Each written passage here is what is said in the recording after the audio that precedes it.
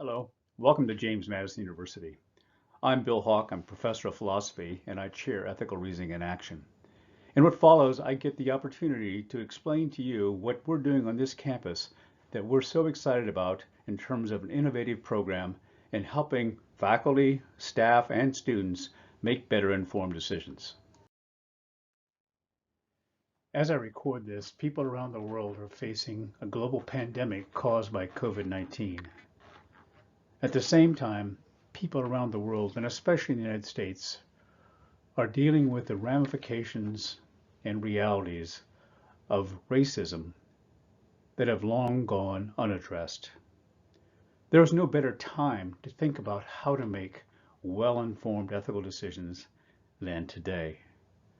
These crises, plus the day-to-day living in a modern world, force us all to think carefully about how we make decisions. JMU's ethical reasoning in action is designed specifically for that kind of context, one in which we could all use a better approach to how to make well-informed ethical choices. Ethical reasoning in action has been part of JMU's campus for the past 8 years. In that time, the program has received recognition and awards from outside the campus. For one, the Character Clearinghouse identified ethical reasoning in action's 8 key question strategy as a best practice in ethical reasoning. In addition to that, Phi Kappa Phi, the National Honor Society, selected and gave an honorable mention in its program of excellence in innovation. And more recently, the National Ethics Project decided to select ethical reasoning in action as a spotlight program featuring how to teach ethical reasoning on American campuses. But the best recognition that we get comes from the emails and the conversations from faculty and staff and students who report that they've used the strategy to make tough decisions, and they feel confident that the decisions are better informed because of those decisions that they've made following that strategy.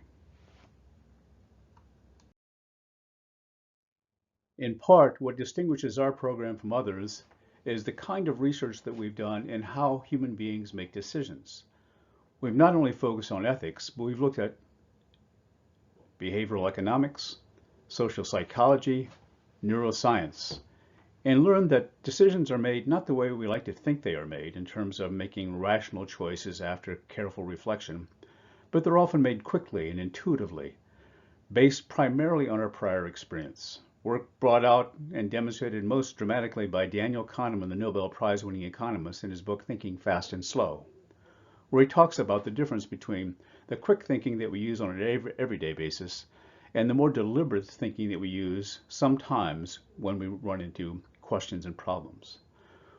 We've also dealt with issues like blind spots, recognition that we often make mistakes simply because we don't see the ethical value or the ethical significance of what we're about to decide, or bounded ethicality, which are those same kind of considerations where we were basically limited to our own prior experience, or the fact that we recognize that sometimes the environment around us and actions around us nudge us one way or another, maybe beyond what we would hope for in terms of our own ethical self-recognition.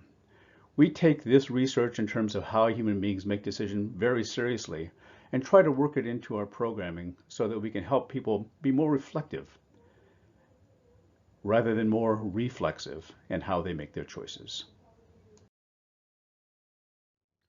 So, how do you encourage people to be more reflective? How do you become more reflective yourself? The key to becoming reflective is to ask and answer questions. We like to say that the magic of doing the right thing has to do with the quality of your questions. In this case, since we're doing ethical reasoning, the questions are about those shared common ethical values that we all agree to. After serious empirical investigation, we looked at how people made decisions and identified 8 different ethical considerations that generally play a part in important decision making. In what follows, we will go over those 8 key questions individually.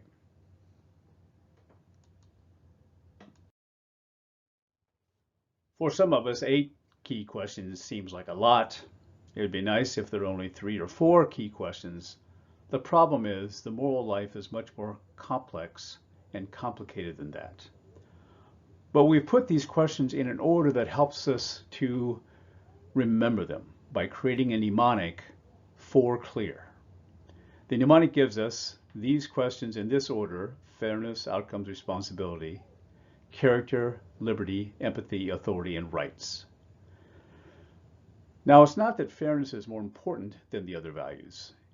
We put it at the top because this is the best mnemonic we could come to. But it does seem to be the case that the top 4 questions in the 4 clear mnemonic are the ones that are often dominant in ethical considerations: fairness, outcomes, responsibilities, and character.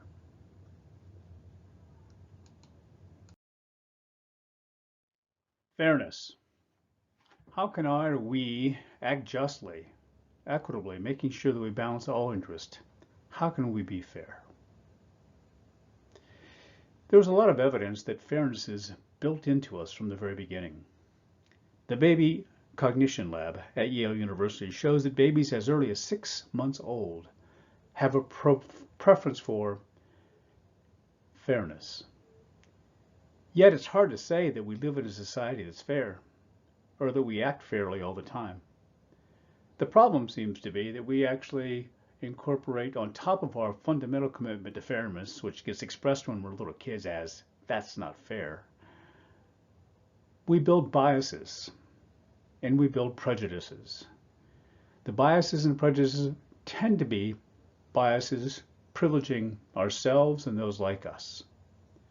So the fairness question is a way to remind us of something basic to us, that is our commitment to fairness. At the same time, it gives us a challenge. How can we actually make decisions that are fair? The second key question has to do with outcomes. What are the short and long-term outcomes for not only me, but everyone involved?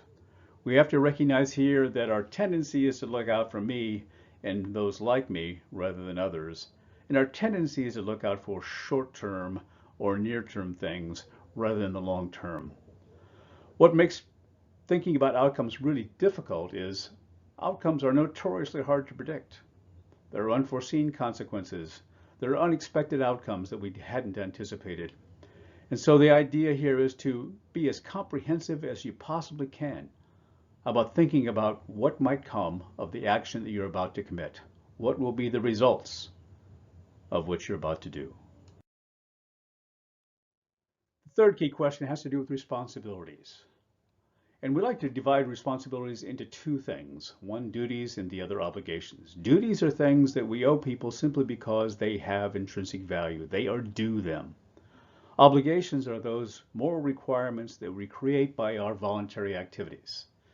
For instance, I am a father, which creates the obligation of being a father. I'm a husband. I have obligations there. I'm an employee of James Madison University. I have obligations because of that.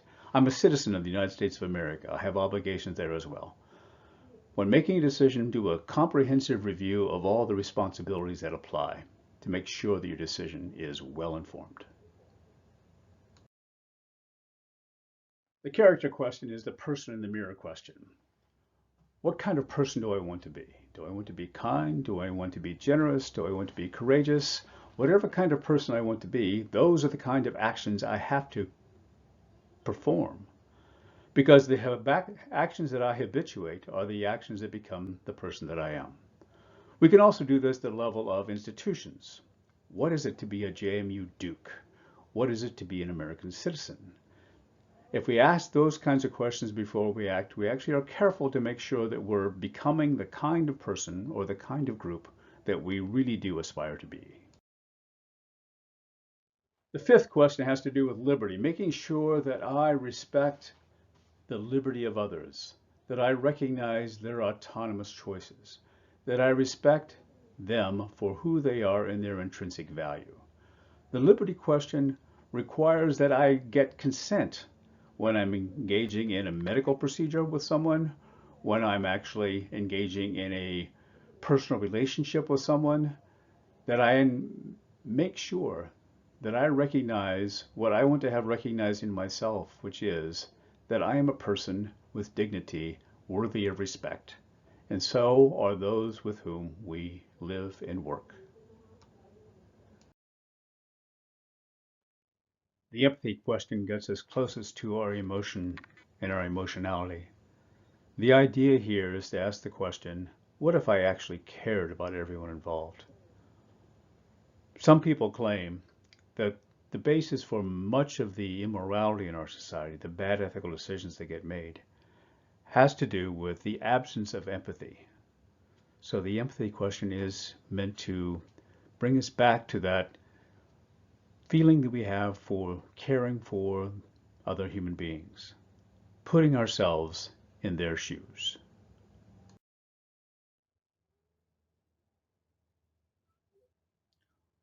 One way to care for others is to try to put ourselves in their shoes or to stand in their place. It's hard to do, and there are many people that we don't necessarily care for that much, but it's important for us to think, what if I actually did care in this situation for all those people involved?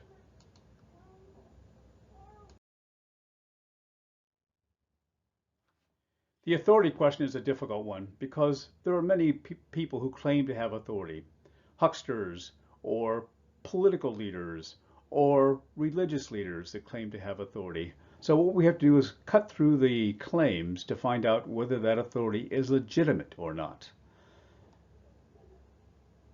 We have a tendency to defer to people who claim authority, demonstrated to us in the famous Milgram experiments.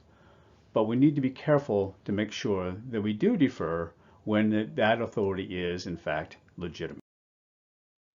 There are, of course, legitimate authorities that we should look to. There might be a medical expert, might be the law or legal expertise, it might be a religious tradition that we observed. In any of these cases, what we will find is that legitimate authorities are authorities that generally operate by observing the other 7 key questions. The final key question is human rights. What rights apply in this situation? Rights are those moral indicators of important factors that often apply to populations or groups of people. Might be people whom might be discriminated against, and might be people who actually have been impoverished. The idea here is to recognize the importance of rights as a moral consideration when we're making an ethical choice. So that's the strategy. When facing a difficult question or different problem, ask the 8 key questions. What are all the fairness issues? What are the outcomes, short and long term, for everyone? What about all the responsibilities involved? And the character question, what kind of person do I aspire to be, or do we aspire to be? Have I made sure to respect the autonomous choices of others? In the liberty question, what if I actually did care about everyone involved? Is the authority legitimate?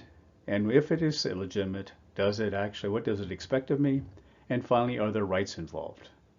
This won't make decision making easier.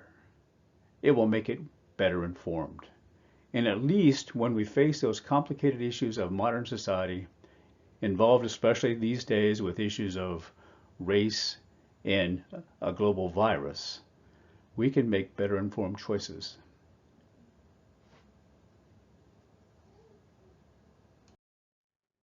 Thank you for this opportunity to introduce you to the 8 key questions. If you come to campus, you will find many of our students carry around 8 key question cards.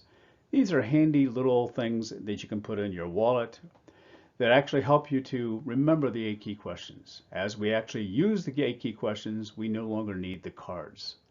And when we use the 8 key questions, what happens is we see in the world around us much more robust ethical values. And we put ourselves in a position of making the right kinds of decisions. Thank you. Take care.